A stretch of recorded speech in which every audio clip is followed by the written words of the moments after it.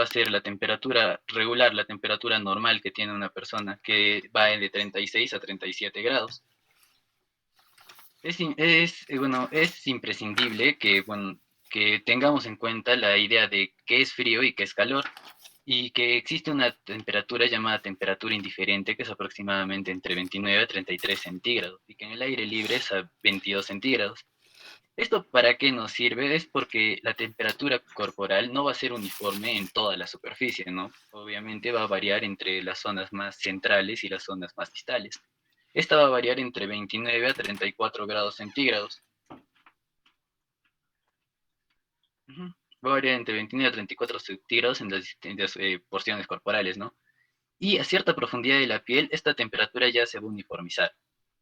Constantemente vamos a estar sometidos como seres humanos a un nivel de pérdida de calor corporal. Como sabemos, la producción de energía, todos los procesos que se dan dentro de nuestro cuerpo nos van a hacer liberar energía constantemente. Es por eso que existe, bueno, la radiación que produce un cuerpo es el 60% de la pérdida calórica total, por conducción y por convección, y por convección el 15%. Por evaporación el 25% aproximadamente, y este porcentaje va a variar, claro que está, en base a la temperatura ambiental. Por ejemplo, si estamos en un ambiente más cálido, obviamente vamos a tener más pérdida calórica, ¿no? Ahora, los tratamientos térmicos se van a basar en fenómenos físicos.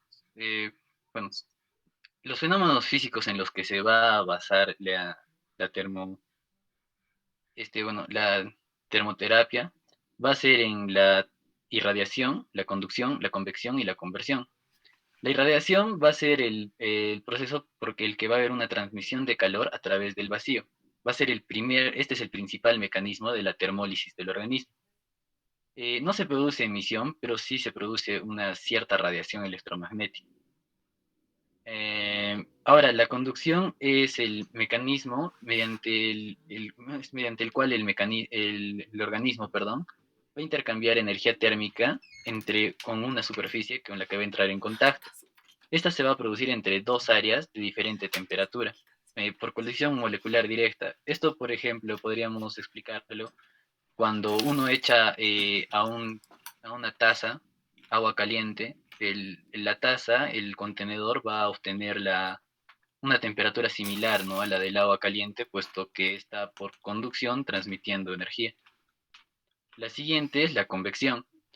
Esta va a tratar de la transferencia de calor, pero que tiene lugar en un medio líquido. Perdón, el ejemplo sería más para este lado, pero bueno.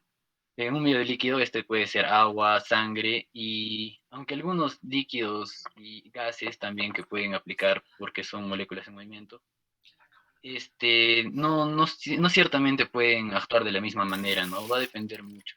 Pero este es otro mecanismo por el que tenemos que tener en cuenta. Este va a ser un mecanismo termolítico, hay que recordar eso. ¿Por qué? Porque va a haber evaporación del sudor y de agua, ¿no?, a través de los pulmones mediante la expiración. Eso se va a explicar mediante las pérdidas no medibles, ¿no?, de agua. Finalmente está la conversión, que es la transformación de otras formas de energía en calor. Esto se da, por ejemplo, en los ultrasonidos. Bueno, en los ultrasonidos, ¿no?, donde la energía mecánica va a terminar degradándose, y esto va a generar, ¿no?, los movimientos que van a ayudar a detectar el ultrasonido, ¿no?, con el sonar y todo ello. Ya. Para entender primero las respuestas fisiológicas de la aplicación del calor terapéutico para tratamiento, tenemos que entender que la mayor parte de las aplicaciones de calor van a tener una influencia directa solo a nivel superficial. Más adelante vamos a ver, bueno, primero en esta parte vamos a revisar los que son solo a nivel superficial, más adelante vamos a ver ya los que son a nivel un poquito más profundo. Estas acciones terapéuticas van a ser mediadas mediante mecanismos reflejos, más que por calentamiento directo de la zona, ¿no? Y van a generar cambios, bueno, ahí está, diferentes cambios, ¿no? Primero el cambio a nivel celular, que bueno, debería estar en una casilla junto con las demás. Cambio se va a dar se va a dar porque la elevación de la temperatura va a incrementar la actividad enzimática hasta llegar a un nivel máximo a partir del cual va a comenzar a disminuir y terminará siendo nulo. Así es como que el metabolismo de las células va a aumentar o disminuir acorde a la temperatura. Los cambios siguientes son a nivel cardiovascular. Acá existe mucha importancia y mucha relevancia porque la circulación sanguínea en la circulación sanguínea va a tener un efecto importante en la termorregulación. Va a actuar a nivel local porque en principio va a producir una vasoconstricción de una breve duración y a continuación va a provocar vasodilatación local. Esto se puede explicar mediante dos mecanismos, ¿no? Primero, ocurre o aparece una vasodilatación por un mecanismo independiente de estímulos nerviosos. El endotelio, como sabemos, va a tener capacidad para liberar el factor relajante derivado del endotelio, que va a encargarse de pues, relajar el endotelio, como le dice su nombre. Esta sustancia es el óxido nítrico, como quizás la mayoría ya lo conocemos. Esta va a ser responsable principal de la vasodilatación y actúa sobre la musculatura lisa, ¿no? La aplicación de compresas calientes o de termoterapia va a favorecer este hecho, ¿no? Ahora, el calor puede producir una moderada respuesta inflamatoria también al acercarse a determinadas zonas, mediante, no sé, liberación de histamina, prostaglandinas. Y bueno, la acción de estos mediadores químicos va a provocar una vasodilatación también de los vasos y un aumento en la permeabilidad capilar. Ahora, además de todo ello, el plexo venoso subcutáneo, que sabemos contiene gran cantidad de sangre y que calienta la superficie cutánea, va a comunicarse, ¿no? con algunas cuantas arterias nutricias mediante anastomosis, ¿no? Estas anastomosis van a, mm, mediante fibras adenérgicas, van a liberar catecolaminas y a temperatura normal estas anastomosis se mantienen cerradas, pero si aplicamos una superficie caliente, se produce la disminución de estos impulsos y como respuesta vamos a tener pues una vasodilatación también. Ahora, los efectos neuromusculares tenemos que van a actuar aumentando el tono muscular y la sensibilidad nerviosa. Los estímulos calientes de larga duración van a favorecer a una relajación muscular, ¿no? Son sedantes y analgésicos. Como ya lo mencioné, a nivel muscular va a producir relajación muscular, va a ser antiespasmódico, disminuye la fatiga, la excitabilidad y aumenta la elasticidad muscular. Básicamente ese es el factor principal por el que se utiliza. Ahora, también va a modificar las propiedades viscoelásticas de los tejidos. ¿A qué se refiere esto? Se refiere a que el calor va a modificar tanto las propiedades elásticas y va a producir una extensibilidad mayor de los tejidos fibrosos que van a contener colágeno. Esto se basa en el simple principio, ¿no? De que a mayor temperatura la materia tiende a dilatarse y a menor temperatura a contraerse. Y bueno, otros cambios fisiológicos que puede presentar van a variar, ¿no? Dependiendo de el sistema que queramos ver. Por ejemplo, en el aparato respiratorio, el calor va a aumentar la frecuencia respiratoria y el contenido de vapor de agua del aire inspirado. Por eso las pérdidas pueden ser ahí un poco mayores en un clima muy cálido. Pero para ello tenemos un sistema de termorregulación, como ya sabemos. Ahora, sobre la piel va a producir modificaciones circulatorias locales. También, como ya en el caso anterior, si estamos en un clima más cálido, un ambiente más cálido, obviamente va a haber mayor transpiración pues, mediante la piel. Ahora, sobre el aparato digestivo, relaja la musculatura lisa y el sistema gastrointestinal. Y esto se va a manifestar como una disminución de la peristalsis y contribuye ¿no? en cierto modo al alivio de los cólicos gastrointestinales. Ahora, sobre el aparato genitourinario, aumenta la diuresis y acelera el vaciado vesical, básicamente. En cuanto a las precauciones y contraindicaciones en la aplicación del calor, vamos a ver una lista muy larga y bueno, lo menciono, ¿no? Pero es básicamente leer lo que dice ahí. Primero, es importante tener cuidado en zonas de pérdidas o trastornos de sensibilidad de la piel, como así también vigilar la aparición de dolor durante la aplicación. Ahora, dos, está contraindicado en los tejidos con irrigación inadecuada, y también cuando exista tendencia a sangrado. Como tercero, las zonas donde se apliquen, no podemos aplicar donde existen procesos malignos. ¿Por qué? Porque al aumentar la vasodilatación, por ejemplo, tengamos un tumor, ¿no? Que está ahí, al vasodilatarse, podemos hacer que las células migren y favorecer la metástasis. Ahora, no se aplica en procesos inflamatorios en fase aguda, tampoco en procesos febriles porque sería contraproducente, obviamente. No se aplica en pacientes con trastornos cardiovasculares descompensados. No se aplica calor sobre las gónadas, ni sobre un feto en desarrollo. ¿Por qué? Porque la exposición al calor del abdomen grávido puede ser causa de anomalías funcionales y retraso mental para el futuro bebé. Ahora, se debe eliminar todo contacto con objetos metálicos durante el tratamiento. Bueno, para ello recomiendan, ¿no?, que el paciente esté en una silla o una camilla de madera. Tampoco se aplica en pacientes con implantes metálicos, o sea, con que tengan implantes metálicos, pongamos una placa por una fractura, no se coloca en esa zona. Ahora, para el caso del calor producido por altas frecuencias, que lo vamos a ver, bueno, no lo vamos a llegar a ver porque es de onda corta el que vamos a ver, pero, bueno, en el de onda corta, perdón, me estoy trabando. El paciente debe estar colocado en una posición cómoda y realizar pequeños movimientos del cuerpo, ¿no? Para mejorar la situación. Eso ya lo vamos a ver más adelante. Ahora, algo también importante, no aplicarlo en pacientes con marcapasos ni con dispositivos intrauterinos que contengan metal, como la T de cobre. Ahora, se puede aplicar durante el periodo menstrual, no se debe aplicar, perdón, durante el periodo menstrual por la posibilidad de un aumento en el sangrado, ¿no? Porque como vimos, esto va a vasodilatar básicamente todo el organismo, así que no sería producente hacer eso, ¿no? Ahora, no se debe aplicar sobre zonas de crecimiento óseo en niños. ¿Por qué? Porque puede alterar su crecimiento. Ahora, se debe elegir la modalidad termoterapéutica que caliente más rápido el sitio de lesión, sin sobrepasar los niveles de tolerancia, que como vimos pueden llegar, más adelante vamos a ver cuánto se puede considerar esto. Am, bueno, ahora vamos a hablar sobre la termoterapia superficial. Para esto vamos a usar diferentes productos, por así decirlo, ¿no? Primero están las bolsas y compresas calientes, que serían estas, ¿no?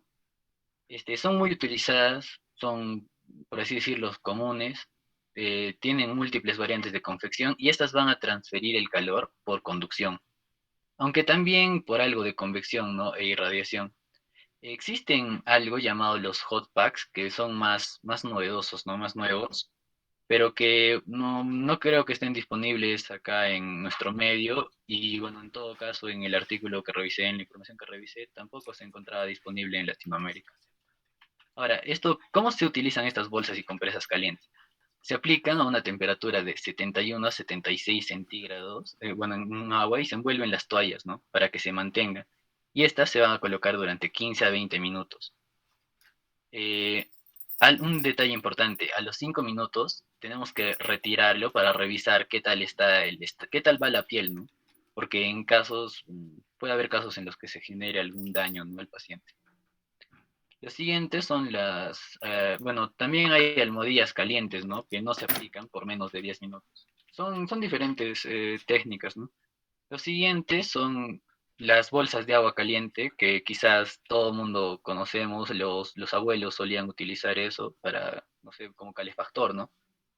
Pero bueno, es una modalidad de termoterapia que es para el uso doméstico, básicamente. En este se va a llenar estas bolsas con agua caliente a 48 centígrados.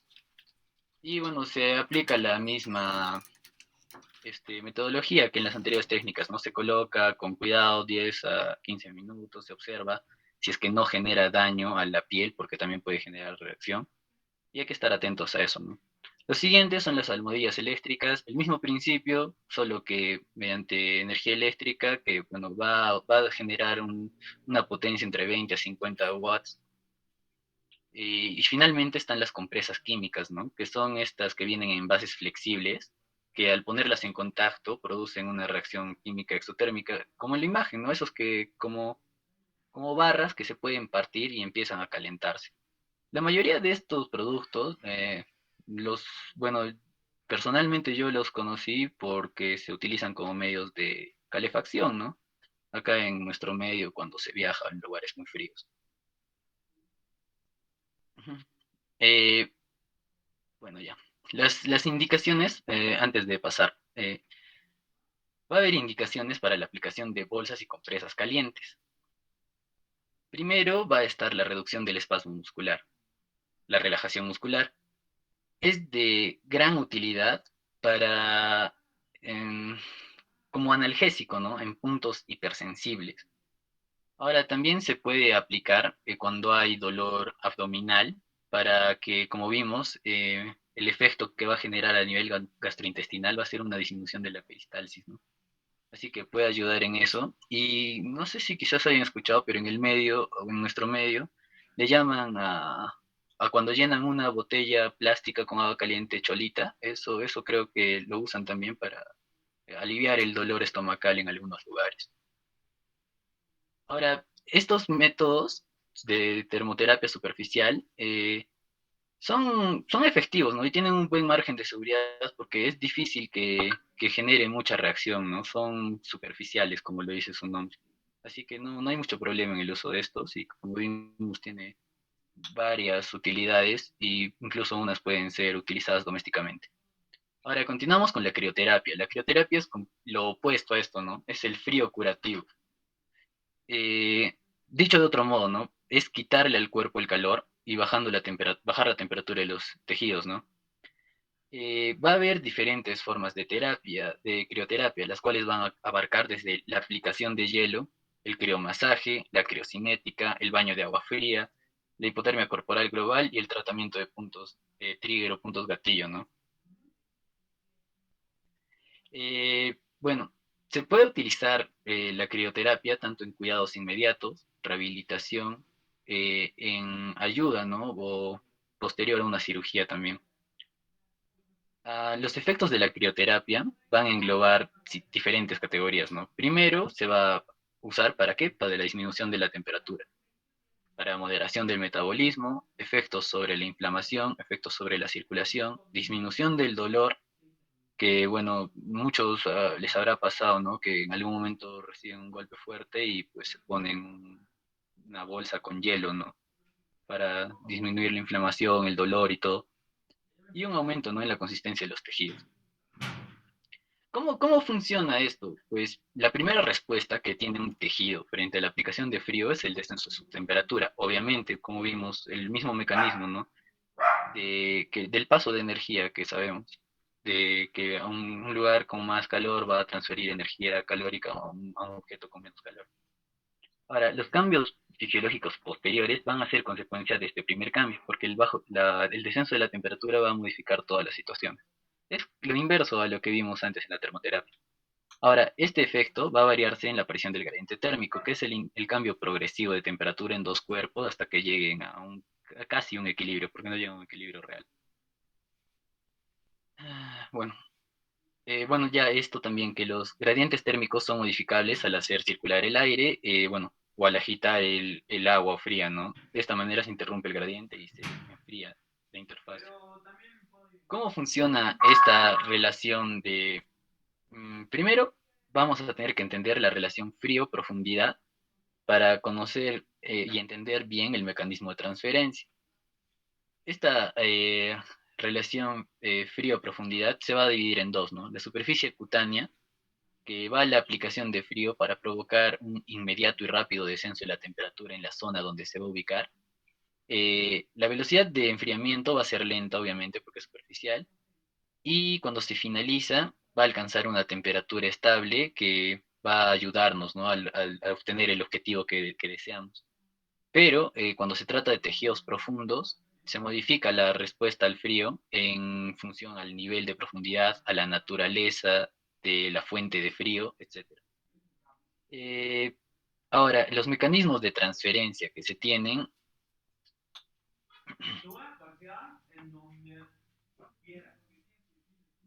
ah, bueno, los mecanismos de transferencia van a ser por diferentes motivos. Primero, la diferencia de temperatura entre el cuerpo y la modalidad de frío o el frío que se está aplicando, ¿no? La diferencia que haya. Idealmente, mediante la física, ¿no? Tendrían a estos dos cuerpos a llegar a un equilibrio de temperatura, pero sabemos que en la realidad no llega a pasar eso, pero para tenerlo en cuenta, ¿no? Ahora, una regeneración del calor corporal y la modalidad de frío. Lo que le sigue es la capacidad de la modalidad fría para almacenar frío. O sea, si el medio que estamos usando para enfriar mm, se mantiene frío mientras va intercambiando, ¿no? Esa energía con el cuerpo. Ahora, también depende, ¿no? Del área de cuerpo que está en contacto con el frío, el tamaño de la fuente de frío, duración de la aplicación y variabilidad individual, porque no todos los pacientes van a actuar igual. Los efectos que va a haber de la crioterapia, primero va a ser sobre el metabolismo del tejido, ¿no? Eh, Va a provocar una disminución tisular, que vimos que va a ser lo que va a generar todos los cambios subsecuentes. Esta disminución va a facilitar la reducción del daño tisular en relación a la lesión inflamatoria, ¿no? ¿Por qué? Porque también tiene un efecto antiinflamatorio. Existen determinados protagonistas, ¿no? De los procesos de inflamación y reparación, como la histamina, la colagenasa, y estos van a disminuir su actividad durante la aplicación de crioterapia. Aquí va lo importante sobre la circulación. Sabemos que la vasodilatación es generada por el calor. En cambio, en la crioterapia pasa lo contrario, ¿no? Se trata de buscar una vasoconstricción. Estos cambios entre dilatación y constricción tienen un cierto nivel, ¿no? De producir repercusiones a nivel de la circulación sistémica, pero si es que aplicamos la crioterapia superficial, van a ser solo locales y van a ayudar tanto en la desinflamación como en el alivio del dolor.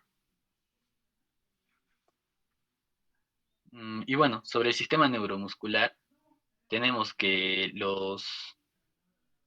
mm, perdón, los receptores, en los receptores principalmente el frío va a producir un aumento de la actividad y por tanto una mayor transmisión de estímulos al encéfalo. Van a modificar la velocidad de conducción en nervios sensitivos. Y bueno, sobre los usos musculares va a ser similar, ¿no? Va a tener un efecto relajante del músculo en realidad y va a mejorar la sensibilidad y la disminución del dolor. Ahora, las indicaciones para aplicarla van a depender si es que vamos a usarlo sobre una lesión traumática o sobre afecciones dolorosas.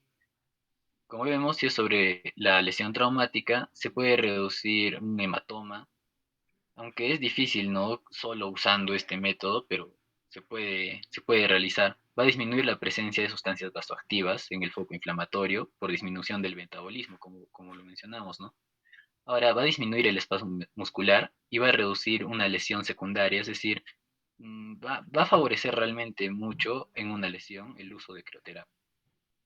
Quizás, ¿no? Como lo mencioné en el ejemplo inicial de cuando uno se da un golpe fuerte o algo así, lo principal que te dicen es colócate un poco de hielo para que ayudes. Y sí, sí sirve. Ahora, sobre las afecciones dolorosas, tenemos la disminución de la afluencia de impulsos sensoriales, un efecto analgésico, y bueno, el mecanismo reflejo de la disminución, ¿no? Del proceso inflamatorio y todo ello va a favorecer a que no tenga una analgesia en realidad. Am, en cuanto a las contraindicaciones, va a haber dos tipos, ¿no? Contraindicaciones absolutas y contraindicaciones relativas. En cuanto a las absolutas, trastornos vasculares periféricos, por obvias razones, porque si tiene un trastorno vascular periférico y le metes frío, va a contraerse más y va a generar algún problema más grave. Afecciones con vasoespasmos, porque el endotelio no va a reaccionar adecuadamente. Aterosclerosis, hipersensibilidad al frío, urticaria al frío, crioglobulinemia, tromboangitis obliterante, todo ello, ¿no? Lo que recordamos un poquito de Matt. Ahora, en cuanto a las relativas, están los hipertensos, las disfunciones vegetativas, personas que reaccionen de manera diferente ante el estímulo simpático del frío, ¿no? Heridas, ¿no? No se puede aplicar en heridas abiertas, por así decirlo, no sería lógico. Procesos que cursen con rigidez de colágeno, zonas con formaciones nerviosas superficiales, y bueno, aversión al frío o rechazo psicológico, ¿no? Que, bueno, es relativo porque una persona puede ¿no? tener frío y como personal tenemos que respetar, ¿no? A lo que él decía someterse, no podemos obligarle a tomar algún procedimiento u otro. Continuando, vamos a hablar sobre la hidroterapia. Ya hablamos sobre la termoterapia y la crioterapia, que básicamente son cosas opuestas. Ahora, la hidroterapia es, por así decirlo, bueno, su mismo nombre lo dice, ¿no? El uso de agua para el tratamiento. Hay que recordar que la zona de actuación principal va a ser la piel. Los resultados que se obtienen van a ser, en consecuencia, las reacciones reflejas, ¿no? Estas van a repercutir en el resto del organismo por el estímulo de los receptores, por las reacciones fisiológicas derivadas de estos procedimientos. Ahora, los efectos van a depender de la combinación de los estímulos térmicos, mecánicos, dinámicos, hidrostáticos, la superficie de la aplicación, el tiempo de la misma y hay que recordar definitivamente que estos no van a actuar aisladamente, no es como que los estímulos térmicos van a actuar solos o los estímulos mecánicos solos, no, es un conjunto entero.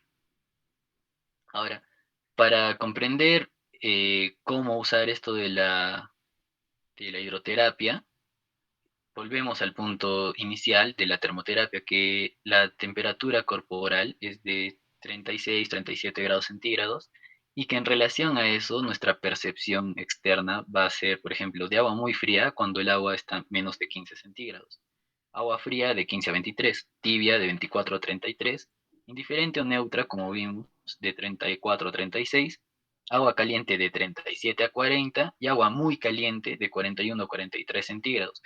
Esto no es, como por así decirlo, tal cual dice el papel, ¿no? O sea, puede variar porque es considerando el límite de lo tolerable acorde a cada paciente, a cada persona. Ahora, en cuanto a la descripción de las técnicas, tenemos que señalar que la mayoría de las aplicaciones pueden ser totales, locales o parciales. Se va a tratar en dos formas principales, ¿no? Duchas y baños. En algunos de los casos, el tratamiento va a determinar, también va a depender de la temperatura del agua, como lo mencionamos. Primero está el baño simple.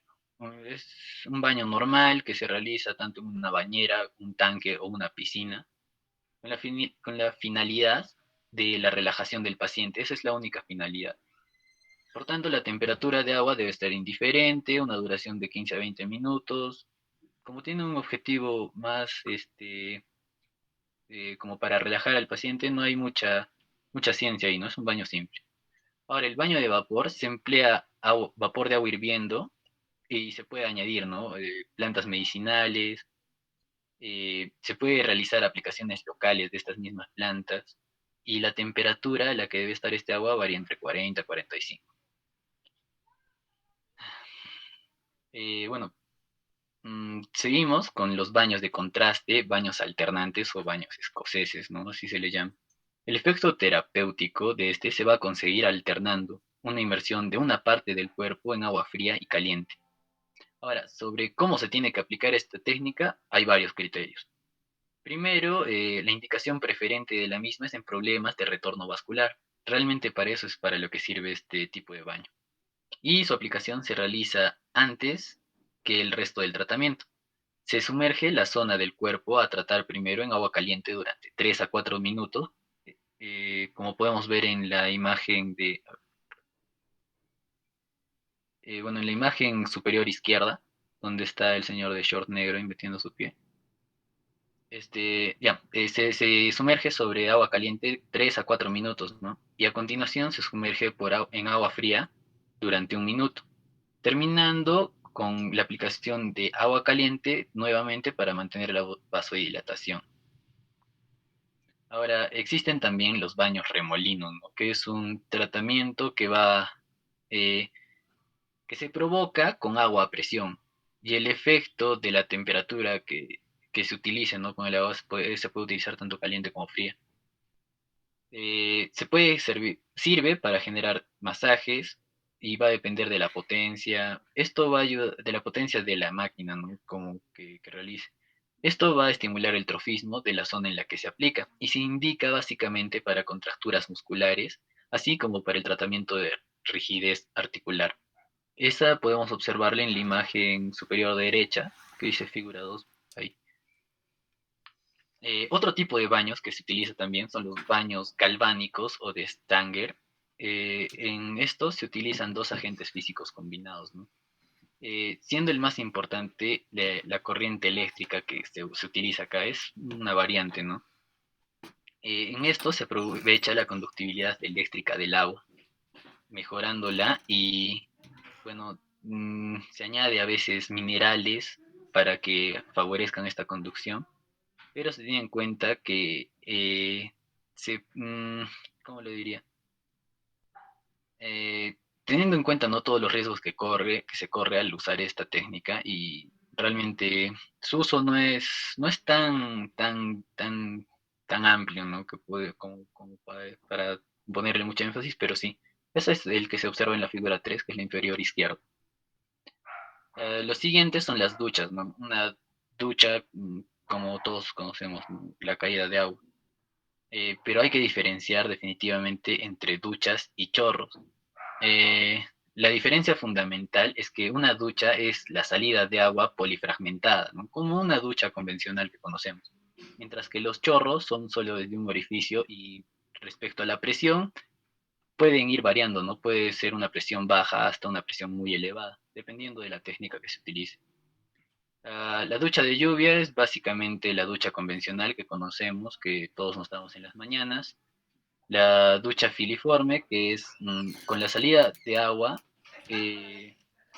a mayor presión, ¿no? Esta presión va a variar entre los 6 a 15 kilogramos por centímetro cuadrado. ¿Para qué se usa este tipo de ducha, no? Es para conseguir una relajación muscular en casos de contracturas. Y es muy sensitiva y bueno, la estimulación sensitiva es muy elevada, ¿no? Porque sale a mucha presión y a veces puede llegar a ser desagradable para algunos pacientes, ¿no? Posterior a esto existen los chorros de presión, que se va a realizar con una presión de 1 a 3 atmósferas, proyectándose como se ve en la imagen inferior derecha. No sé si se llega a observar bien, si no lo amplío.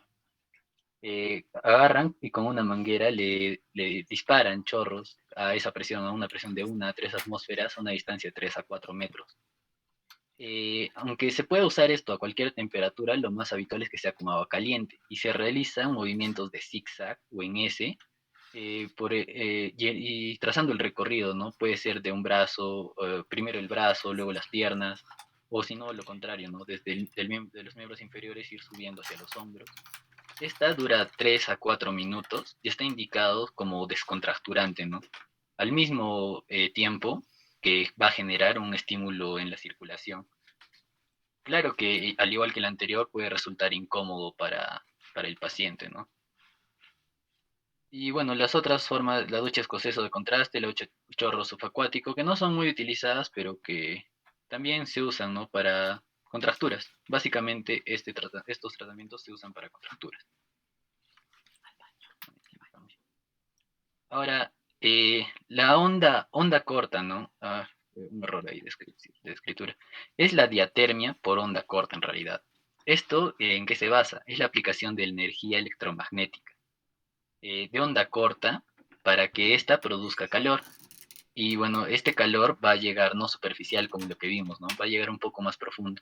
La frecuencia que se utiliza para este tratamiento es de 27 MHz y van a existir dos tipos de transferencia, de transferencia de energía al paciente.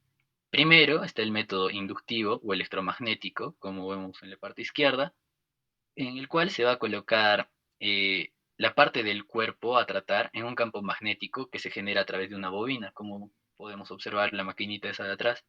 El calor generado va a depender de la conductividad del tejido. El siguiente es el método capacitivo o electrostático. Acá la parte del cuerpo a tratar se va a colocar entre dos placas y esta va a actuar como un componente dieléctrico, ¿no?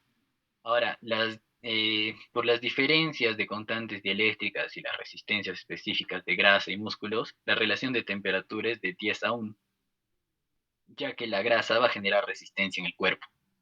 De este método van a existir tres tipos de aplicación, ¿no? La primera es la coplanar, que como podemos observar en la imagen, la A, Los electrodos se van a situar en el mismo plano o ligeramente angulados para adaptarse a la superficie corporal. En la B es el tipo contralateral o transversal, en el que los electrodos se van a colocar uno frente al otro. Y en el tipo C, que es longitudinal, se va a tratar de conseguir una mayor profundidad y localización del efecto térmico en zonas de difícil acceso, ¿no? En la imagen queda claro cómo va cada uno de estos. Ahora, las placas de capacitancia, las placas que se usan, van a producir más calor en la piel y en tejidos superficiales, mientras que los aplicadores de inducción, lo que vimos, ¿no? Los aplicadores de inducción van a producir más calor en estructuras situadas a mayor profundidad. Como podemos observar en esta imagen, las placas de capacitancia que se colocan una contra la otra, miren, primero a la parte grasa y puede llegar a inducir hasta el hueso mismo. Esta microonda va a llegar hasta el músculo, ¿no? Y en relación al ultrasonido que también llega al músculo. Las placas de capacitancia, perdón, que son las segundas, son las que pueden llegar incluso al hueso.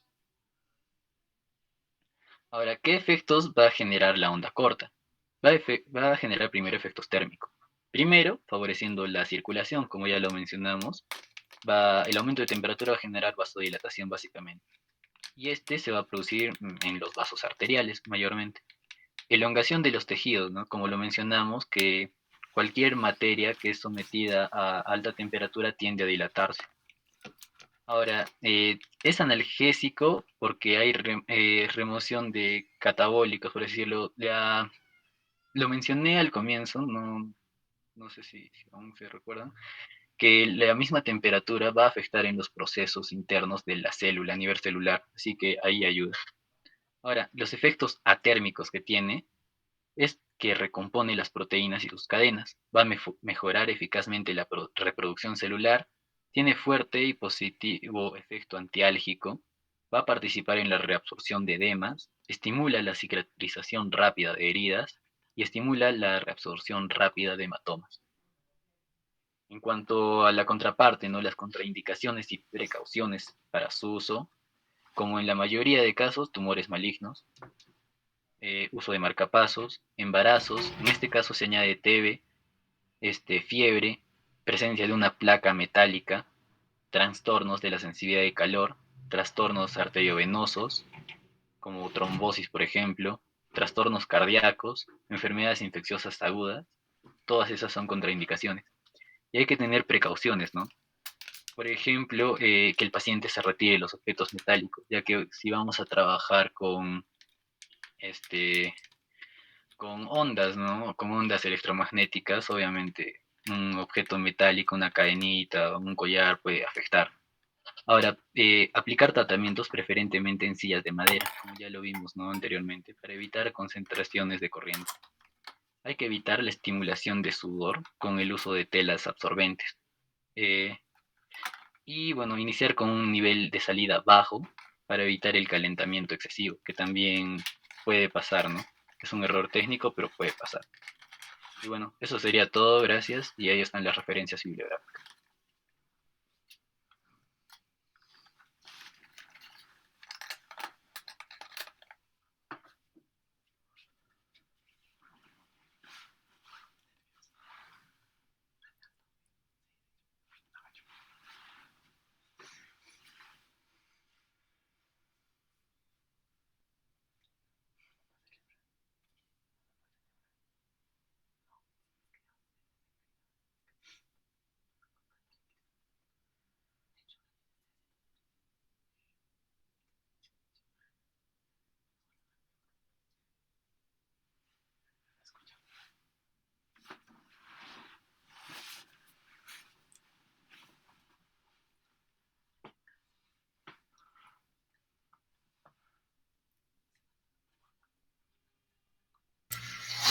Por favor, y continúe con dolor, por favor.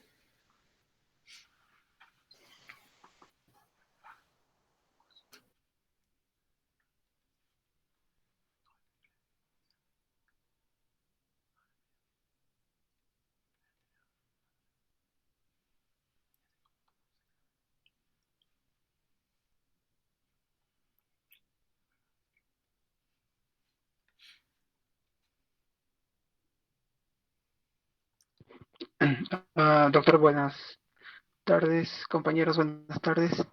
Eh,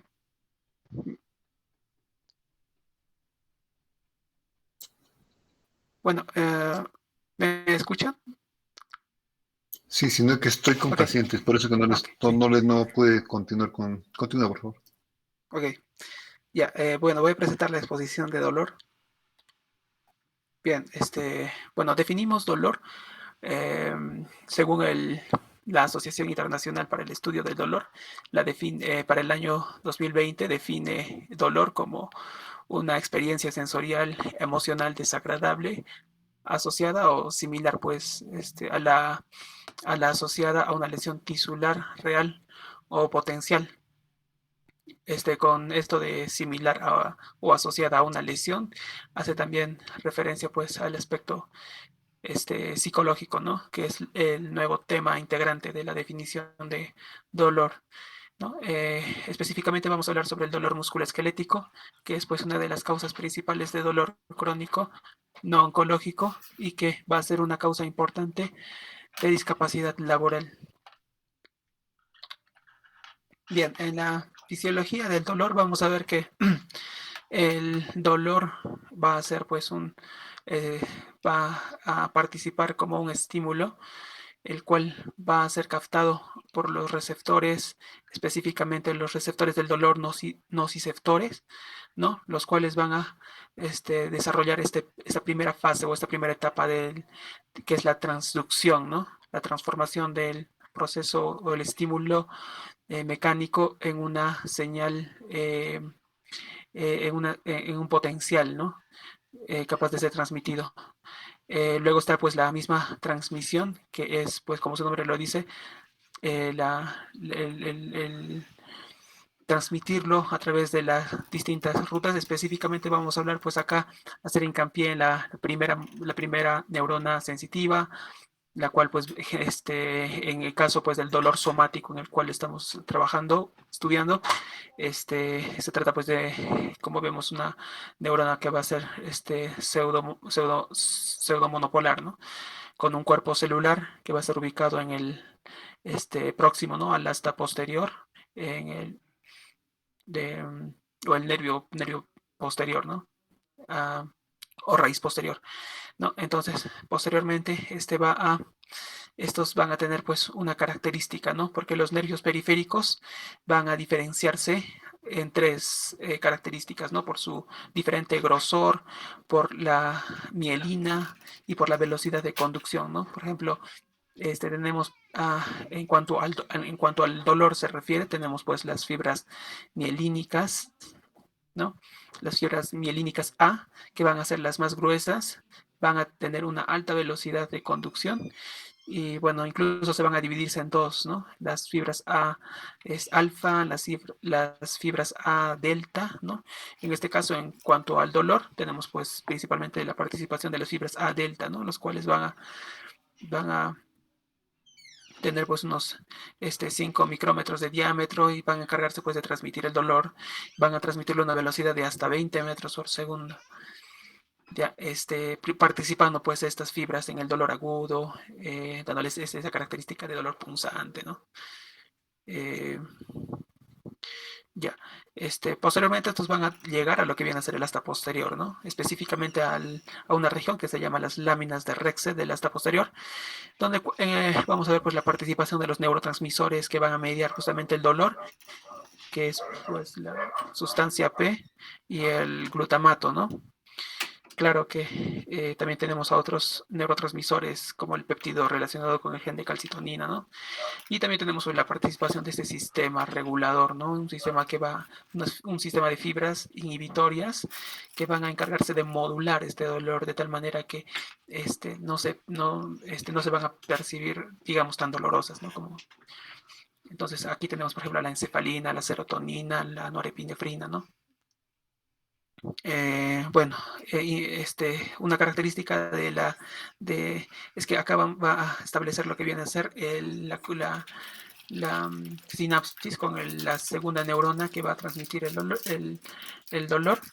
Entonces, esta va a caracterizarse porque va a cruzar inmediatamente hacia hacia la mitad contraria de la médula espinal, para luego subir o ascender hacia niveles más superiores, ¿no? Específicamente por el haz espinotalámico, que puede ser lateral, o el haz espinotalámico ventral, ¿no? En este caso vemos el haz espinotalámico lateral, el cual va a dirigirse pues hasta lo que viene a ser primero el tálamo, específicamente al núcleo ventral del tálamo, donde va a ser pues una región de relevo, donde va a ser regulado, y para posteriormente ser transmitido hacia la región de el área somestésica de la circunvolución postcentral a nivel de la corteza, pues, ¿no? Donde finalmente se desarrolla la etapa de la percepción del dolor.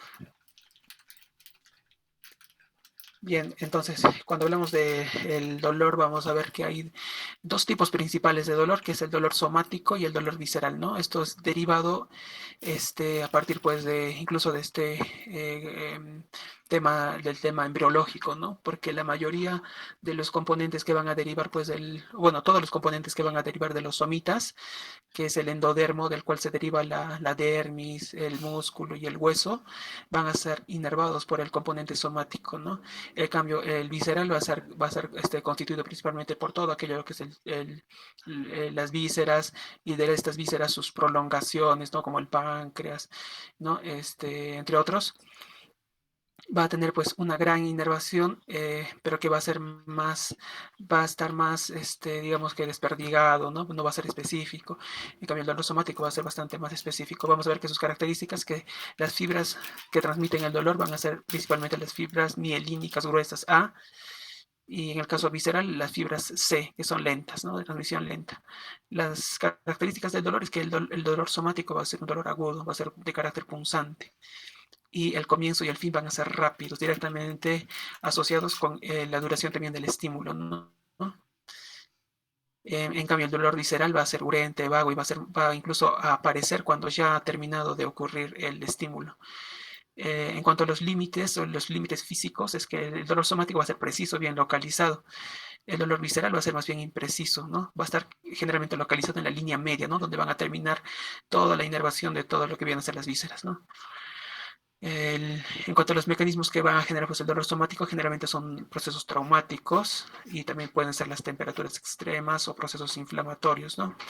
En cuanto al dolor visceral, generalmente es causado por la distensión, de estas vísceras, por la isquemia, y también pues el proceso inflamatorio. En cuanto a los tipos de dolor musculoesquelético, podemos pues establecer que hay dos tipos de dolor musculoesquelético, ¿no? Para empezar, es un dolor somático. El dolor musculoesquelético puede ser articular o no articular, ¿no? Entonces, la causa más frecuente de dolor musculoesquelético articular va a ser la artrosis. Y luego tenemos a la lumbalgia crónica, que van a ser pues las causas más importantes. Luego tenemos al dolor musculoesquelético crónico no articular. Ya se debe principalmente a procesos que van a afectar a las partes blandas, como son pues los tendones, ligamentos, bursas, cartílagos, nervios y músculos, pero no el componente específicamente articular. Y dentro de este dolor musculoesquelético crónico no articular, tenemos principalmente al dolor miofacial y a la fibromialgia, ¿no? Estas van a ser las más importantes de todo el universo del dolor musculoesquelético. Principalmente está determinado por el dolor miofacial o síndrome miofacial y fibromialgia. Ya. Ya, entonces vamos a establecer ahora una diferencia. Posteriormente vamos a tener la exposición aparte de lo que es el tema de dolor miofacial. Entonces voy a dar algunas características generales, ¿no? En cuanto a frecuencia por el género, la fibromialgia es más frecuente en mujeres, mucho más. El síndrome miofacial va a ser igual en hombres como en mujeres. La distribución de los puntos sensibles, vamos a tener que en la fibromialgia vamos a tener a los puntos tender, puntos de dolor, ¿no? que van a ser generalmente, van a ser puntos o lugares pues así de hiperalgesia, y estos van a encontrarse pues más generalizados, más distribuidos estos puntos. Mientras que en el síndrome miofacial, estos puntos o gatillo van a estar pues limitados a un músculo el cual se encuentra afectado, y pueden estar pues asociados a también procesos vasomotores, ¿no? Vamos a encontrar en la fibromialgia una rigidez más generalizada, también por la asociación con el dolor, que va a ser más generalizado. Los gatillos o los puntos de dolor van a ser más dispersos, mientras que el dolor miofacial va a ser regional, como dije, localizado, ¿no? Limitado al músculo que se encuentra afectado. En cuanto a la etiología, vamos a ver que hay un fenómeno de sensibilización central, y el dolor miofacial es un fenómeno de sensibilización periférica. En cuanto a los síntomas asociados en la fibromialgia, vamos a ver que generalmente estos pacientes con fibromialgia no van a tener una mala calidad de sueño, generalmente presentan fatiga y trastornos cognitivos, al igual que procesos psicológicos, ¿no? Como la depresión. El dolor miofacial está asociado a fatiga muscular y a impotencia funcional del músculo que se encuentra comprometido, ¿no?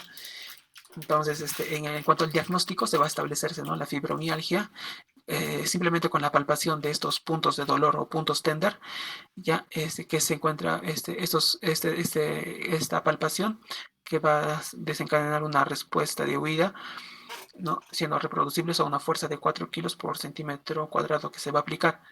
En cuanto al síndrome miofacial, tenemos que identificar estos puntos gatillo, ¿no?, que corresponden pues a puntos de irritabilidad en el músculo cuando este es deformado por presión o estiramiento o contractura, ¿no?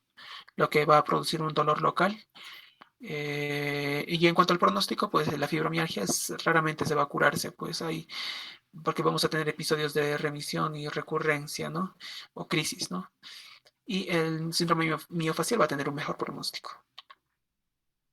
En cuanto a los aspectos del mismo paciente, en los aspectos semiológicos, vamos a ver que en la fibromialgia, bueno, para empezar, ambos tipos, tanto la fibromialgia como el dolor miofacial, ambas pues van a provocar un dolor muscular, ¿no?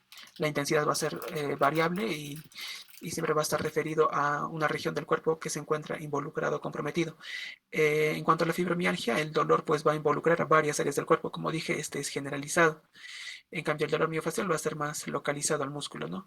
En la fibromialgia puede pues aparecer de forma gradual y puede empeorar con el transcurso del tiempo, mientras que el dolor miofacial, el dolor va a ser más repentino, ¿no? Y puede establecerse de forma crónica. Bueno, la fibromialgia vamos a tener pues a los puntos de dolor, que van a ser varios y se encuentran expandidos, como ya indiqué. Los puntos dolorosos son los denominados tender points, ¿no? No hay que confundirlo con el dolor miofacial, donde hablamos de los gatillos o trigger, ¿no? Luego, la fibromialgia pues, también puede convertirse pues, en una condición que va a perdurar a través del tiempo, va a cronificar y va a cursar pues con remisión y recurrencia, ¿no? El síndrome miofacial, en cambio, va a ser más moderado y con un mejor pronóstico. Bien, en cuanto a la evolución clínica del dolor musculoesquelético, debemos tener las siguientes consideraciones, ¿no? Que en la visita inicial del paciente, em, el profesional de la salud debe pues valorar que exista este dolor crónico de la siguiente manera, ¿no? Una valoración adecuada del paciente con dolor debe incluir pues el establecimiento de una historia clínica y un examen físico. Así pues, como también debe hacerse la revisión el establecimiento de pruebas complementarias que permitan hacer pues, el diagnóstico definitivo, ¿no? Sin embargo, para lo que viene a ser el dolor musculoesquelético en cuanto a la fibromialgia y el síndrome, no vamos a tener lo que viene a ser más que todo pruebas o pruebas de laboratorio, porque el diagnóstico va a establecerse principalmente por la clínica, ¿no? En cuanto a la descripción inicial del dolor, el paciente debe de darnos a conocer todas las características, ¿no?, del dolor, desde la intensidad, la frecuencia o el patrón, la localización, la duración y factores que se encuentren asociados, ¿no?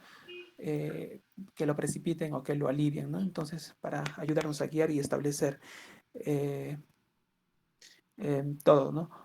En la evaluación inicial se debe, pues, entonces también incluir la historia de la medicación que haya recibido el paciente. Esto también va a incluir todos aquellos remedios naturales que el paciente haya considerado, ¿no? Y también la automedicación. En la evaluación inicial también se debe incluir, pues, lo que viene a ser la valoración de la discapacidad funcional que esté asociada, pues, al dolor y cómo éstas han afectado a la vida diaria, ¿no? Y también, pues, al componente laboral, ¿no? En la visita inicial también se debe evaluar, pues, el impacto del dolor sobre el estado emocional, psicológico, no solamente del paciente, sino también a nivel de la familia y también, como ya dije, a nivel del ámbito laboral. Entonces, también debe tratar esto siempre es un poco más complicado, ¿no? Tratar de establecer una valoración así cuantitativa de esta intensidad del dolor. Eh, entonces, para esto se aplica, ¿no? Lo que viene a ser la escala visual numérica o también tenemos la escala analógica para establecer. Los pacientes con dolor crónico pues deben ser reevaluados regularmente acerca pues de la mejoría, el deterioro o si ha desarrollado pues unas complicaciones, ¿no? Tanto del dolor o como complicaciones con el tratamiento. Entonces, esta frecuencia de revisiones o de controles tiene que ser personalizado en función pues, de la severidad del dolor del paciente y también de los efectos adversos que puedan surgir del tratamiento, ¿no? Los pacientes entonces con dolor crónico deben ser pues instruidos para realizar tomar un registro donde puedan establecer cómo es diariamente o cómo es la variación o progreso o la evolución, ¿no? Diaria de lo que viene a ser la intensidad del dolor, la respuesta al tratamiento, su medicación y cómo está en sus actividades. Estos pacientes con dolor crónico pues deben ser reevaluados también continuamente acerca de cómo está pues su mejoría, si hay deterioro o si hay complicaciones. Las revisiones también deben utilizar escalas cuantitativas para valorar estas últimas y también se debe incluir la evaluación pues, de estos analgésicos, los efectos adversos y también si hay qué complicaciones ha tenido, qué motivos llevaron pues, a su incumplimiento, ¿no? En caso de que esto ocurra. Y bien, ya por último, el examen físico, ¿no? Después de hacer todo el proceso de averiguar cómo es el dolor, debemos de realizar el examen físico en el cual vamos a establecer principalmente, vamos a realizar una evaluación musculoesquelética en el cual vamos a ver cómo está la postura del paciente, cómo está la marcha, vamos a hacer una exploración articular, principalmente estableciendo cómo está la simetría, cuál es la amplitud de movimiento, el tamaño, qué signos inflamatorios son evidentes y también cómo está la estabilidad ligamentosa, ¿no? Y en cuanto a la exploración vertebral, porque dijimos que uno de los procesos articulares pues viene a ser justamente la lumbalgia, tenemos que establecer cómo está la simetría, la amplitud de movimiento, el dolor a la palpación o estiramiento, maniobras también de exploración muscular y identificar, ¿no? Si hay amiotrofias, dolor, la tumefacción, puntos gatillo y también valorar cómo está la fuerza, ¿no? En cuanto al examen neurológico, es importante establecer cómo está el estado mental, evaluar los pares craneales y también los nervios periféricos, ¿no? Por ejemplo, podemos tener dolor neuropático, ¿no? Este, el dolor neuropático, pues, se caracteriza por tener una respuesta más exagerada, digamos, a estímulos que generalmente no van a ser dolorosos, ¿no? Eso se llama alodinia y también porque va a presentarse una hiperalgesia, ¿no? Este es un trastorno de la percepción o trastorno claro, de la percepción del dolor que debe ser evaluado, y también identificar los reflejos musculares. En el examen psicológico hay que realizar un cribado básico para establecer si hay depresión, ansiedad, si el paciente se ha automedicado, qué fármacos ha utilizado o si incluso consume drogas, ¿no? Entonces, en paciente con síndrome del dolor que esté más complejo o haya tenido pues un antecedente de abuso de alcohol, drogas o adicción, ¿no? O una historia psiquiátrica, ¿no? O antecedentes de este tipo. Y por último, realizar una evaluación funcional para establecer cómo son las capacidades y déficits funcionales. Y bueno, eso sería todo. Nos estamos dando cuenta que en la anterior exposición de Camilo, ¿no? Si nos damos cuenta, el dolor, digamos, los agentes físicos que estaban utilizados, que era expuesto, muchas veces los vamos a utilizar en esto de lo que es el dolor, ¿no? Entonces, yo creo que decirles en la anterior diapositiva sí hay que tener mucho cuidado. Casi siempre les digo que tengamos cuidado con las contraindicaciones. Siempre es muy importante preguntar, ¿no? Algunas características de nuestros pacientes para que podamos indicar los agentes. En esto del dolor, como dice José María, es una patología bien compleja, ¿no? Es una de las cosas por las cuales principalmente vienen los pacientes, no solamente vienen por lumbalgias, ¿no? Pero vienen por dolores musculares, vienen. Entonces hay que hacer siempre, lo más importante en esta patología es es hacer un examen físico del paciente, ¿no? La inspección, la palpación, ¿no? Es importantísima para poder diagnosticar estas patologías, ¿ya? Y ciertamente así como él define ahora fibromialgia con síndrome miofacial, indicando que síndrome miofacial puede ser mucho más fácil de tratamiento, depende de muchas cosas, ¿no?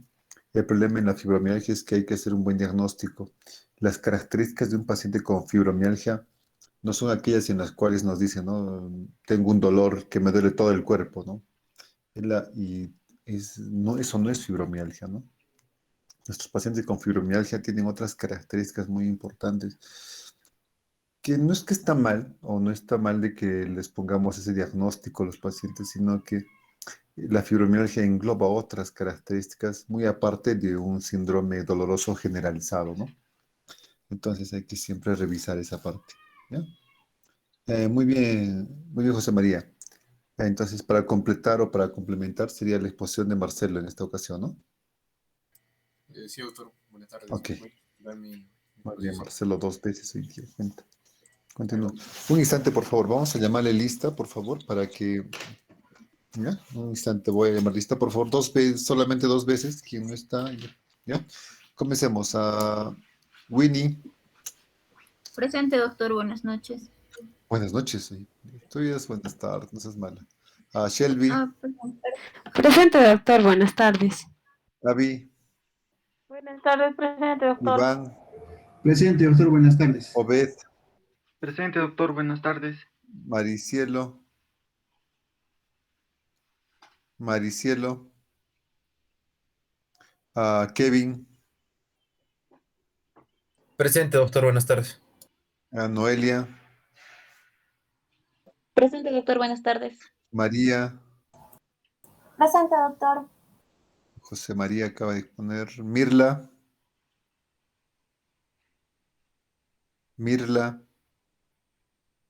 Araceli. Presente, doctor, buenas tardes. Yamir. Presente, doctor. Buenas tardes. Daniela. Presente, doctor. Buenas tardes. Andrea. Presente, doctor. Buenas tardes. Maricielo Garay. Presente, doctor, buenas tardes. Sofía. Sofía. Presente, doctor, buenas tardes. Cubes. Presente, doctor, buenas Johan. Presente, doctor. Buenas Johan. tardes. Tania. Presente, doctor. Buenas tardes. Fiorella. Presente, doctor, buenas tardes. Luz. Presente, doctor, buenas tardes. Leo. Presente, doctor, buenas tardes. Marjorie. Presente, doctor, buenas tardes. Gary. Presente, doctor, buenas tardes. David. Presente, doctor. Buenas tardes. Julio. Presente, doctor, buenas tardes. Gabriela. Presente, doctor. Buenas tardes. Grace. Grace. Presente, doctor, buenas Rodrigo. tardes. Presente, doctor, buenas tardes. Wendy. Presente, doctor. Buenas tardes. Peña, presente. Camilo, que está. Presente, doctor. Buenas tardes. Claudia. Presente, doctor. Buenas tardes. Marcelo, que está ahorita. Julio César. Presente, doctor, buenas tardes. Lucía. Presente, doctor. Shosmi, Presente, doctor. Buenas tardes. Eric Presente, doctor. Buenas tardes. y Manuel. Presente, doctor. Buenas tardes. Ok.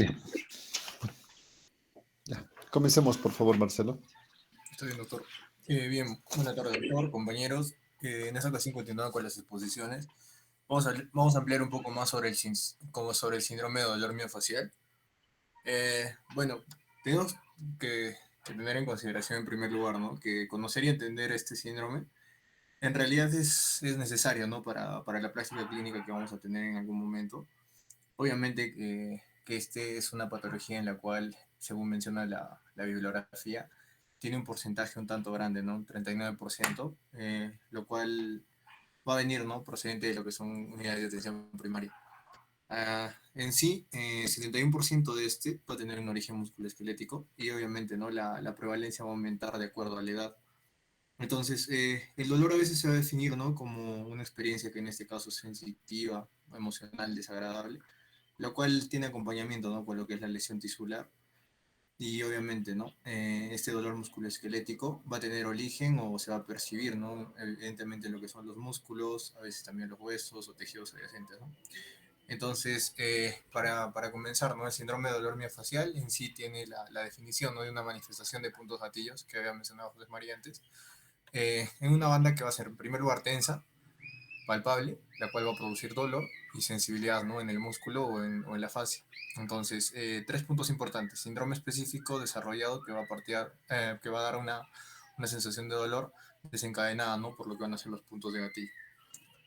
En relación a lo que va a ser la fisiopatología, definitivamente hasta el día de hoy es un motivo de controversia esta fisiopatología, ya que el origen y la historia natural de este trastorno tiene un aumento, ¿no? a lo que son a lo largo de los años. Actualmente se sabe que es motivo, ¿no? De lo que es una disfunción en lo que es la placa motora, alteraciones de la fibra muscular, vías nociceptivas periféricas y centrales, las cuales van a formar, como quien dice, ¿no? Un círculo vicioso en este caso. Entonces, Simons, quien es el que plantea esto, ¿no? Describe una teoría, ¿no? Del síndrome del dolor miofascial y lo va a definir evidentemente como un conjunto de síntomas, que en este caso van a ser sensoriales, motores y autonómicos, que obviamente están causados, ¿no? Por este punto gatillo.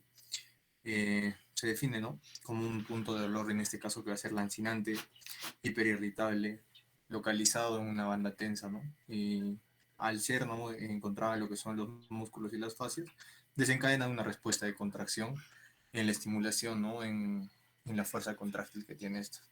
Obviamente hay puntos que debemos tener en consideración, los cuales en este caso he partido en 4, activos, latentes, primarios y secundarios, para entenderlo un poco más.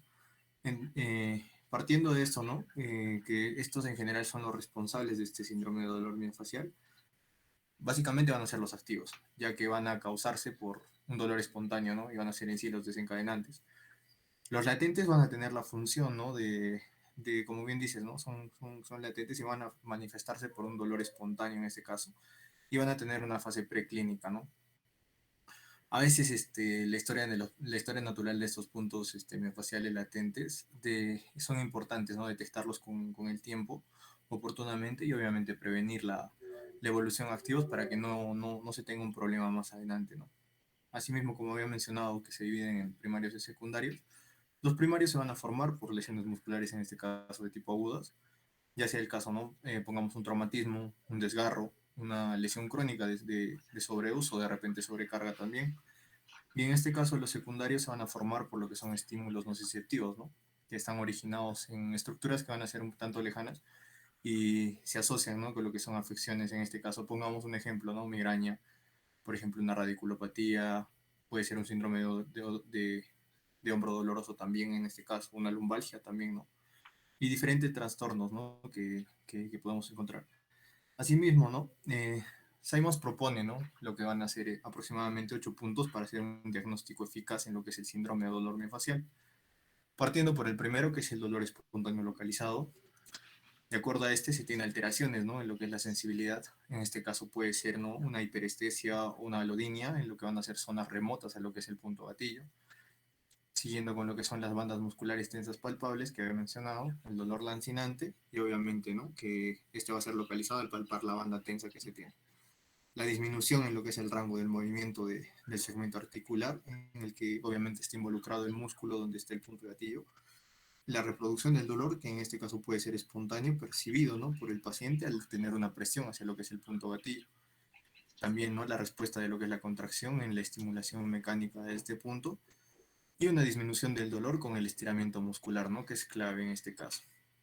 Obviamente, vamos a ver más adelante el manejo, que puede ser también, ¿no?, con la punción con agujas del punto gatillo miofascial, que es una técnica que se usa, ¿no?, para poder de repente descongestionar esta situación. Teniendo en consideración lo siguiente, vamos a ver un poco, ¿no?, de por qué se desarrollan sí tres situaciones, ¿no?, involucradas: la fisiopatología, la histopatología y la histoquímica, ¿no? ¿Basadas en qué? En la disfunción de lo que es la placa motora, la fibra muscular y obviamente la activación de los receptores. Entonces, por naturaleza, normalmente, ¿qué sucede? En la liberación anormal de lo que es acetilcolina, ¿no?, que produce un ruido de la placa mioneural, la cual se puede observar en lo que es la electromiografía, que es un examen que se pide, ¿no?, también para poder ayudar al diagnóstico, la cual, si se tiene un estudio histopatológico, se puede ver, ¿no?, que existe tensión en lo que son las fibras. Hay un incremento y por ello la producción de las bandas tensas. Y en sí, la formación de este círculo vicioso se complementa con lo que es la liberación de sustancias sensibilizantes, ¿no?, las cuales van a producir dolor. Entonces, al tener esta triada y partiendo de esto, se desglosa un poco más con lo siguiente, que va a ser, ¿no?, una fisiopatología demostrada en la cual habla, ¿no?, que partiendo de un exceso de liberación de acetilcolina, ¿no?, inician, por ejemplo, efectos motores sensitivos autonómicos hacia lo que es el punto gatillo, por lo que es la vía del sistema nervioso central, ¿no? Normalmente, ¿qué pasa? Se inactiva lo que es la colinesterasa y provoca contacto excesivo de acetilcolina con lo que es la membrana posináptica. Obviamente hay una despolarización, y al momento de tener la despolarización hay una activación excesiva, ¿no?, de lo que es esta membrana, y lleva a la disfunción de lo que es la placa mioneural por un proceso de liberación de calcio mantenida, obviamente teniendo la contracción sostenida y una falla en lo que es la recaptación del calcio, y por ende un aumento en lo que es la demanda de energía. Al tener esto, se desencadena nuevamente un círculo vicioso, teniendo una modulación autonómica y por ende la liberación de aminas sensibilizantes y una neurotransmisión nociceptiva, ¿no?, la cual desencadena en esto, en el famoso, ¿no?, punto de crisis de energía. Es una teoría que está integrada, ¿no?, también dada por Simons, la cual habla, ¿no?, del incremento básicamente de lo que es la acetilcolina como desencadenante en primer lugar, y el responsable en general, ¿no?, de este síndrome de dolor miofascial. Esta teoría ha sido respaldada obviamente por diferentes autores también, las cuales hablan de este síndrome de dolor miofascial, ¿no? Asimismo, esta fisiopatología ha sido, como bien dice, ¿no?, dada con un apoyo también, ¿no?, con un manejo previo de lo que es una toxina botulínica, que vamos a hablar también a continuación, viendo, ¿no?, cómo estás viendo cómo se tiene esa pequeña reacción, ¿no? Entonces, al tenerlo en consideración que el problema básicamente se da en el aumento de acetilcolina en la placa motora, se tiene que tener en consideración, ¿no?, que se provocan las ráfagas de potenciales de acción, las cuales tienen un incremento y produce la despolarización constante de la fibra muscular, teniendo el acortamiento sostenido. Bueno, básicamente es eso en la fisiopatología, y teniendo un resumen, ¿no?, de repente. Entonces, la sarcómera contracturada, obviamente tiene las bandas, ¿no?, en este caso también dañadas, las cuales van a producir isquemia local. Hay un incremento del metabolismo, dada la crisis de energía. Las sustancias, ¿no?, en este caso se sintetizan, obviamente, y produce la contractura. Hay dolor, que es la manifestación en este caso, y obviamente, ¿no?, la simulación del nervio autónomo hace que haya, ¿no?, obviamente una respuesta normal en este proceso, y por ello se produce la fisiopatología. Entonces, teniendo en consideración esto, para el diagnóstico es muy importante tener en consideración, ¿no?, que este punto gatillo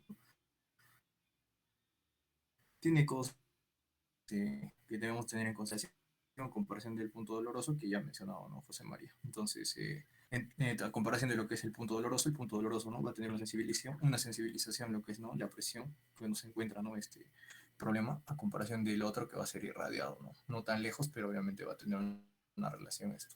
Entonces, hay muchos, como bien dice, ¿no?, enunciados que mencionan criterios diagnósticos, pero en este caso vamos a basarnos solamente en dos para no hacerlo tan extenso, los cuales va a ser, ¿no?, un nódulo doloroso sobre una banda tensa y palpable, y una reproducción de síntomas, ¿no? De dolor espontáneo, obviamente cuando hacemos presión en el punto gatillo miofacial. Entonces, el diagnóstico en sí va a ser, ¿no? Clínico de por sí. Es la mejor forma de hacer el diagnóstico. Y obviamente, ¿no? Si tenemos la ayuda también de otras técnicas para poder dar una mejor precisión, es bueno usarlas, ¿no? Entonces hay un signo característico, ¿no? Al momento de que el paciente no tenga una palpación de este punto gatillo, llamado el signo del salto, ¿no? El cual se da por un reflejo involuntario o un estremecimiento del paciente, ¿no? Desproporcionando lo que es la proporción aplicada.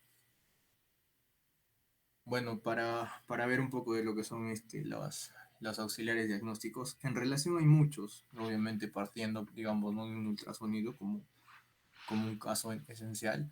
Otra va a ser la elastografía, la resonancia magnética, así mismo, ¿no?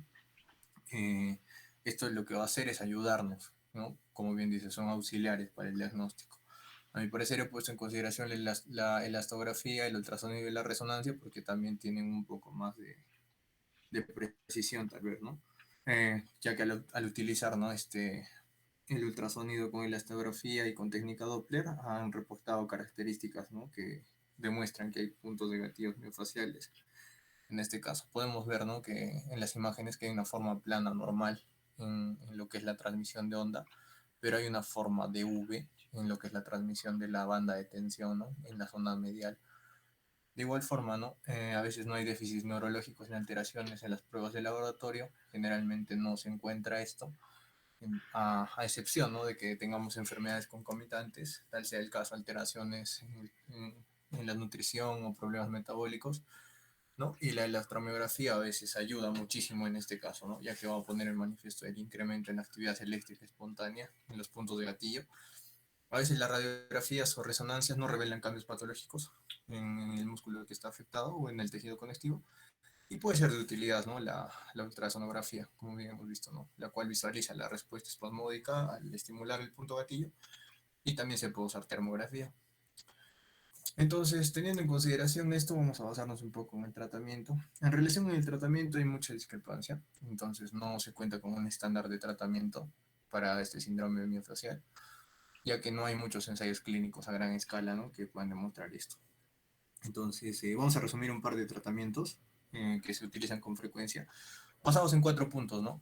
Un tratamiento farmacológico, un tratamiento manual, un fisioterápico y por medio de infiltraciones, los cuales tienen la función, ¿no? La intención de cumplir 3 puntos importantes: inactivar el punto gatillo, elongar el músculo y sobre todo aliviar, en este caso, el dolor, ¿no? Partiendo primero, ¿no? Por un tratamiento basado en lo que es antiinflamatorios no esteroideos. En este caso, ¿no? Este grupo de fármacos ya sabemos que tiene unas propiedades analgésicas, antipiréticas, también a veces antiinflamatorias. Entonces, habla, ¿no? La revisión sistemática del artículo que encontré sobre la eficacia, ¿no? Del uso de relajantes musculares. A veces también se usa lo que es el ibuprofeno también para el tratamiento de este síndrome de dolor miofascial. Y habla, ¿no? Que hay una asociación, ¿no? Entre lo que es estos con una efectividad un tanto grande, ¿no? Para poder ayudar al paciente. De igual forma, se puede usar lo que es el parche tópico de lidocaína y diclofenaco, ¿no? Menciona que ayuda también bastante, ¿no? Ya que la calidad de vida a veces en este tipo de pacientes es un tanto mala, ¿no? Muy complicada, y por ello, ¿no? Ayuda en este tipo de procesos. Asimismo, ¿no? Se puede usar lo que es la tizanidina y el clonazepam, ¿no? La tizanidina es, ¿o no?, un agonista alfa-2 adrenérgico, la cual está tratado, ¿no? Para usar lo que es en el uso de lo que son síndromes dolorosos, y no, y es un fármaco que necesita un poco más de estudio, ¿no? Y que puede ayudar también en este caso, ya que también se usa en lumbalgias crónicas también. El clonazepam, ¿no? Como al ser una benzodiazepina también, ¿no? Puede ayudar con el proceso de relajación muscular y como ansiolítico, y también, ¿no? Se puede tener en consideración. En este caso, la terapia más efectiva hacia lo que recomienda, ¿no? Es la compresión. En este caso es una compresión más estiramiento, como podemos ver, ¿no?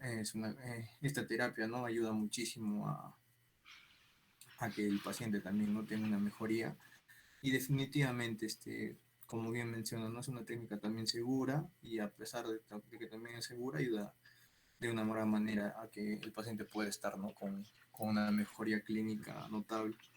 Definitivamente está junto con lo que es la intervención con la técnica de aguja, es de repente, ¿no? Los tratamientos que se usan. De igual forma también lo que es la toxina botulínica, ¿no?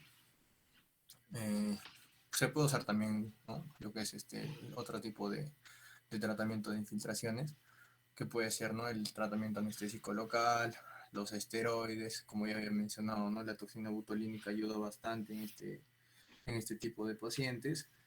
Ah, entonces, hay estudios, ¿no? que están potenciando mucho más el uso de lo que es la toxina botulínica, ya que al ser, ¿no?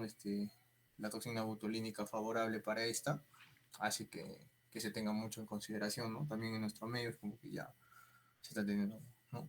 De esa manera. Entonces, hay una técnica que es muy importante, ¿no? En lo que había mencionado, que es la punción seca, ¿no? Entonces, en esa técnica de que es de punción seca, obviamente, ¿no? Es básicamente, ¿no? Una intervención con lo que es una aguja, en la cual Simmons describe, ¿no? Este tipo de terapia y consiste básicamente en una inserción, ¿no? sobre el punto gatillo miofascial, teniendo una respuesta local frontal que es de pronóstico un tanto favorable, ¿no? A comparación de los demás, y a veces tiene respuesta al tratamiento, ¿no? De mejor manera que las demás. Asimismo, bueno, tenemos que tener en consideración que de por sí no está tan desarrollado esto, el tratamiento, entonces se puede buscar alternativas y de por sí no es a veces decisión del médico tratar de ayudar al paciente de mejor manera y por ello la decisión de esto, ¿no? Eso sería todo. Gracias. Ok, muy bien.